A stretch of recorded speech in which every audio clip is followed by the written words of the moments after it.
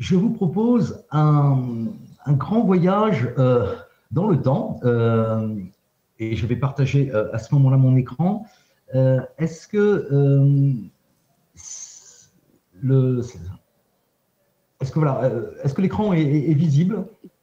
Parfaitement, on peut continuer. D'accord, ok. Écoutez, je vais partager avec vous les résultats d'une étude prospective qui nous a été confiée il y a quelques semaines par l'ADIM, l'Agence de développement et d'innovation de Mayotte. Et je vous propose pendant quelques minutes, rassurez-vous, je serai court, un grand voyage dans le futur. Nous allons partir de la situation 2020 et nous allons nous projeter tous ensemble jusqu'en 2050. En 2050, ce qu'on peut tout à fait imaginer de manière très raisonnable, c'est que l'économie mahoraise sera fortement différente de la situation actuelle. Regardons quelques points forts rapidement, et en commençant peut-être par la démographie. Les chiffres, très certainement, vous sont connus. Nous sommes actuellement à peu près 250 000. À l'horizon 2050, la population mahoraise aura doublé.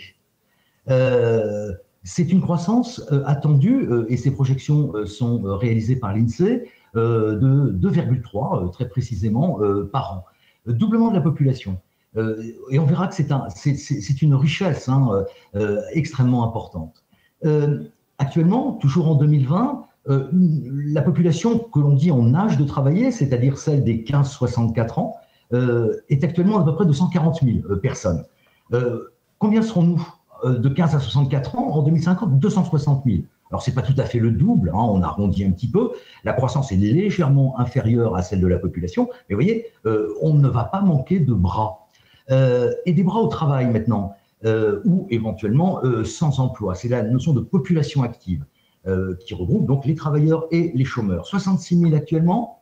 Et si les taux d'activité s'alignent progressivement, ils sont actuellement très bas, mais s'ils s'alignent progressivement sur la moyenne nationale, alors là, on aura une augmentation absolument considérable, passant de 66 000 à 200 000 actifs à l'horizon 2050.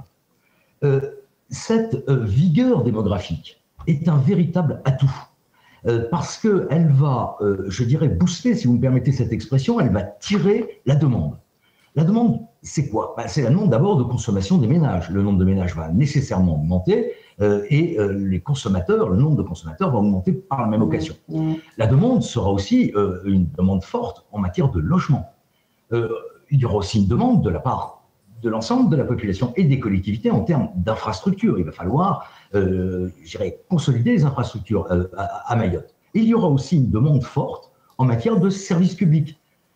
Les services publics, ça se décline. C'est ici la première pastille. C'est de l'administration administrante, comme on dit, mais c'est aussi une demande forte, et ce sera un thème qui est récurrent, j'imagine, durant tout ce forum, en matière éducative, et ça va être aussi une demande forte en matière de santé. Cette demande, elle va être consolidée, et elle va être en partie donc solvabilisée par des transferts. Alors, les transferts venant de métropole pour financer les services publics régaliens, c'est tout à fait évident.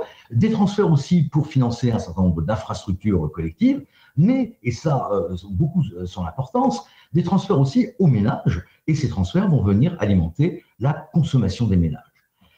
Démographie vigoureuse, forte demande. Voilà la première image que l'on peut retenir de ce scénario du futur.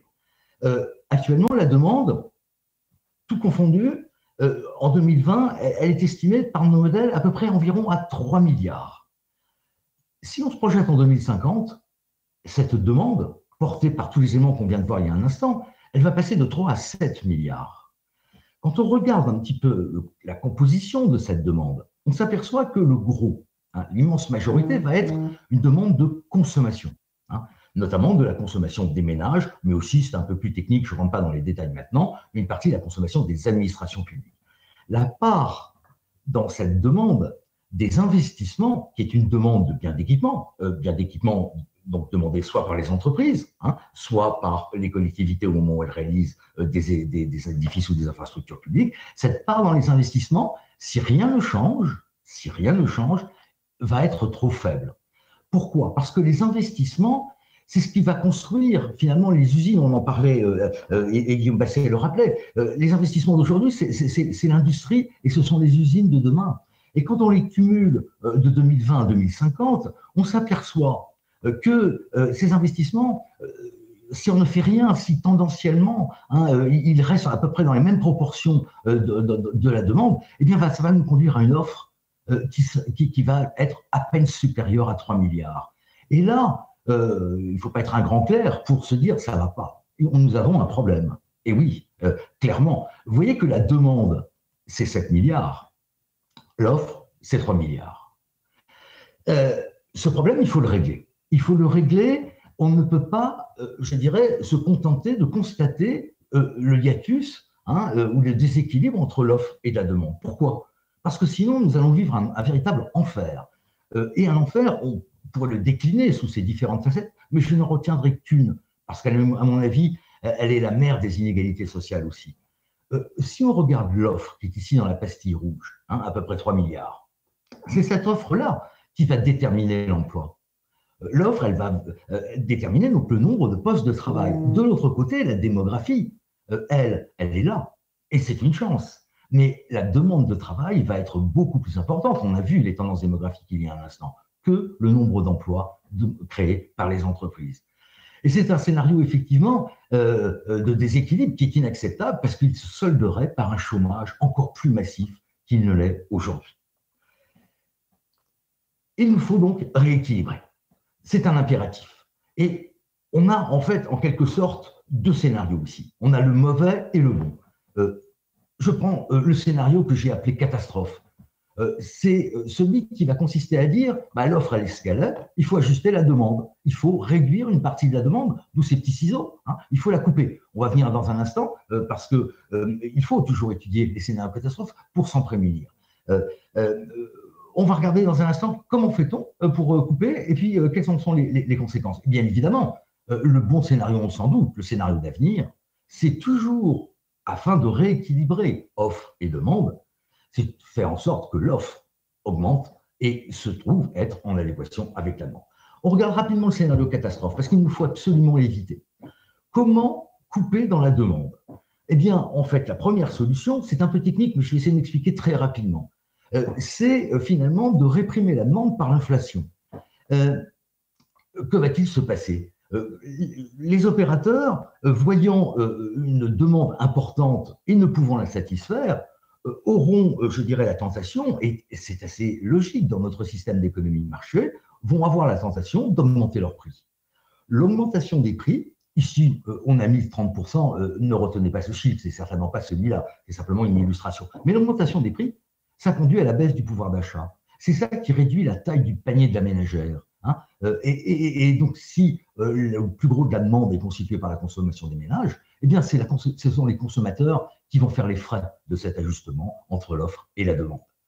Bilan, il n'est pas très beau à voir. La vie chère, on en parle déjà aujourd'hui, mais elle sera beaucoup plus importante si nous ne rééquilibrons pas et si nous acceptons ce scénario catastrophe. Chômage, et chômage de masse, puisque, je vous rappelle, l'emploi, il est donné par l'offre, alors que la démographie est là. Et donc, un nombre certainement de plus en plus important de jeunes seront laissés tous les jours sur le bas-côté. Et paupérisation. Paupérisation, ça veut dire quoi? Ça veut dire en fait qu'une grande partie des ménages qui ne pourront pas voir leur salaire augmenter vont subir de plein fouet la vie chère et donc vont voir leur pouvoir d'achat diminuer. Ça, c'est la première. On ne voit pas les slides défiler. Ah, on est toujours sur la première slide. Ah mince. Voilà, c'est bon. Alors, nous... les voyez. Ah, désolé, il fallait m'arrêter. Donc, est-ce qu'ici, vous les voyez, non Oui. Alors, rapidement, monsieur Sudry, s'il vous plaît, pour passer... on vous écoute. Voilà, bon, alors... Voilà, bon, désolé, là, il y a un bug technique. Deuxième solution d'ajustement de l'offre et de la demande dans le cadre du scénario catastrophe, c'est l'offre ne croît pas, elle reste donc dans cette pastille rouge, et la demande en vert est satisfaite par les importations. Le bilan, c'est toujours la même chose, chômage et mal développement. Mal développement, pourquoi? Eh bien parce qu'en fait, Mayotte devient une immense économie de comptoir, satisfaite, dans laquelle l'offre et la demande est satisfaite principalement par des importations. Le scénario d'avenir, scénario d'avenir, il passe par quoi? Il passe, et Guillaume Bassel le rappelait il y a un instant, il passe par des investissements. Pour augmenter l'offre, il faut nécessairement augmenter les investissements. Et nos modèles nous disent la chose suivante, il ne faut pas les augmenter de quelques milliers d'euros par an.